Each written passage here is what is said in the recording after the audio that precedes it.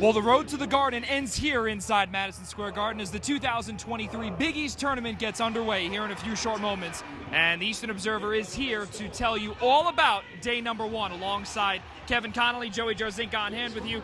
Kev, you cover St. John's, Storm the Paint, everything like that. But the best part about it is that St. John's comes in as the number 8 seed. They're taking on Butler. They went 1-1 against the Bulldogs, and there's third time is a charm.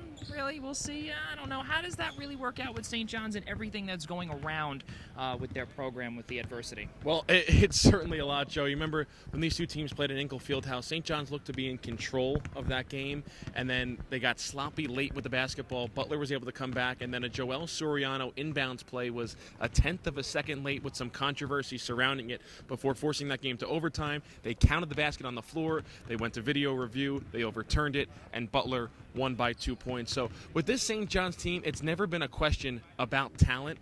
It's all been about how are the pieces going to work together, and more importantly, can they stop anybody defensively? Yeah, that's really crucial. And you look at the Big East Most Improved Player of the Year in Joel Soriano. He's really taken leaps and bounds from his disastrous 2022 campaign, and he averages a double-double per game, and he's really been fantastic. But you also look at A.J. Storr, too. You look at Posh Alexander. You look at Dylan Adewusu, who's really put on some fantastic numbers the last few games. But sticking with Joel Soriano for a moment, though, defensively, he's not 100%, but his offensive numbers have been great.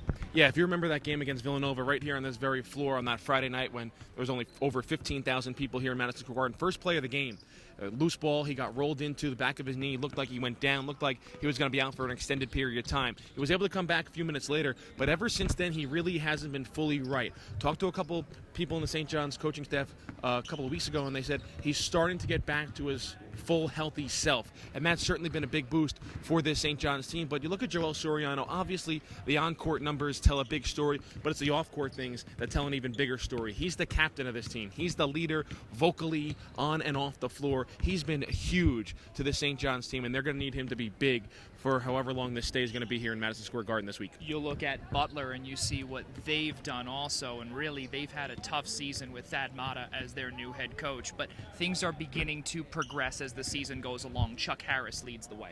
Absolutely. You look at Chuck Harris out for a couple of games with injury. He missed that game against St. John's at Hinkle Fieldhouse with an injury, and it felt like the previous regimes of Butler, the bad juju, per se, carried over into the Thad Matta era, because it felt like every game you don't know who's going to play with this Butler team in terms of injuries. But even we just talked about it before we went on air, Manny Bates, he's a question mark for tonight's game against St. John. So for this Butler team, it's a gradual process. They're looking to take that next big step. They have performed well here in the Big East Tournament over the past couple of years, and they're hoping another big performance is in store today against St. John's. Kev, this is the early game that starts at 3 p.m. on FS1. The game that starts at 5:30, or potentially about 25 minutes after the conclusion of game number 1, is Seton Hall and DePaul. The first time that these two teams have met, it's going to be a fun one. The 7 and 10 teams going at it, and really the big thing that Seton Hall has gone through right now, they came off of a fantastic 20-plus victory against Providence, which was an absolute upset up in the AMP in Providence. But then you also look at they're missing Kadari Richmond, too, their main primary ball facilitator, that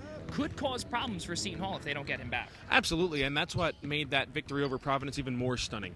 They did it without Kadari Richmond, and obviously he's what makes the Seton Hall team go offensively and defensively. He sets the tone. He's the facilitator. Against this DePaul team, they do have some good guards. Obviously, they have some bigs that could give you trouble, but you look at the Blue Demons, the talent isn't as high as some other teams in the Big East, but this is a roster that should have won a game since January 18th. Last time they won a game was January 18th when they stunningly beat then 8th-ranked Xavier on their home floor and haven't won since. So it's really been shocking. They've had chances. The epic collapse they had against St. John's at home on Valentine's Day, they've had chances to win basketball games. It's just they're not used to winning right now. Yeah, that's really tough for the DePaul Blue Demons. And again, looking when Seton Hall played DePaul over in the Prudential Center on the other side of the river, Seton Hall just beat them 69-64 by 5. And they also did not have Nick Ongenda, who they will be having tonight come into play. And that is really a crucial player that DePaul is hoping to kind of lean on here against Seton Hall, that they didn't have the first couple of battles. Well, you look at that game, and my memory might not be correct, but I think DePaul jumped out to like a 16-2 lead in that game, yes. And Seton Hall was still able to rally. They stayed calm and composed. And you know why they did that is because they're so good defensively. defensively. Arguably one of the best defensive teams in this Big East Conference, and that's what's going to propel them if they want to advance a couple of stages here in the Big East tournament. Well, let's look at the final game of the night that instead does not start at 10:50, knock on wood, but it does start supposedly at 8 p.m. on FS1. It's Villanova, it's Georgetown, and we all know about all of the issues with the Georgetown program, but Villanova here, you look at the new freshman of the year in Cam Whitmore, who was the preseason freshman of the year, eventually had gotten hurt, came back against Oklahoma, and then he's really put on a show. But Villanova, there's a lot of folks out there saying keep an eye out on them. We know what they can do, and it's weird to put Sleeper and Villanova in the same sentence, but in this season, though, it kind of makes sense. Well, it's weird also to see Villanova playing on Wednesday night instead of playing at noon on Thursday in the Big East tournament. But you said it, with Cam Whitmore, once he came back from injury, he got a little bit more comfortable. You've seen the explosiveness he has.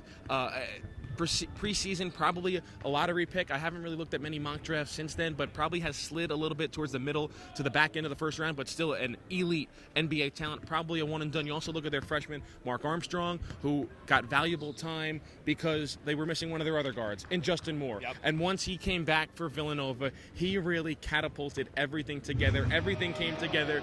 They were missing that dynamic, trusty Villanova lead guard. Caleb Daniels is a really good player, but he's more of that secondary role type of guy. Justin Moore is the lead dog for the Villanova team. Expect him to take a Jalen Brunson, a Colin Gillespie, something like that of a role. Came back from that devastating Achilles injury suffered in the Elite Eight last year. He's come back. Villanova's turned a corner, and like you said, a lot of people are picking the Wildcats to be that sleeper this week. So not only are they picking them to be the sleeper, let's kind of rewind back to the 3 p.m. game, St. John's and Butler. Who do you have?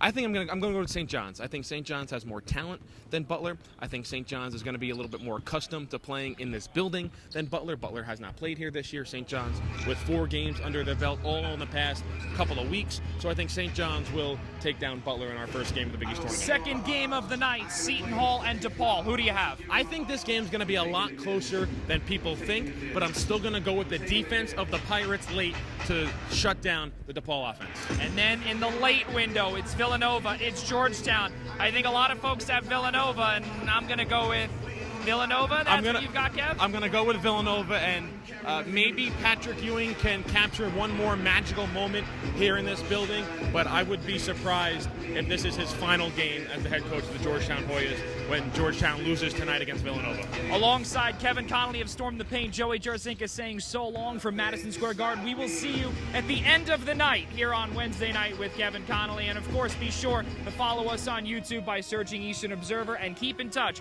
with all of us on Twitter by searching @ObserveEastern. And of course, be sure to keep your eye out on every single instant reaction and preview from Madison Square Garden for the rest of this week.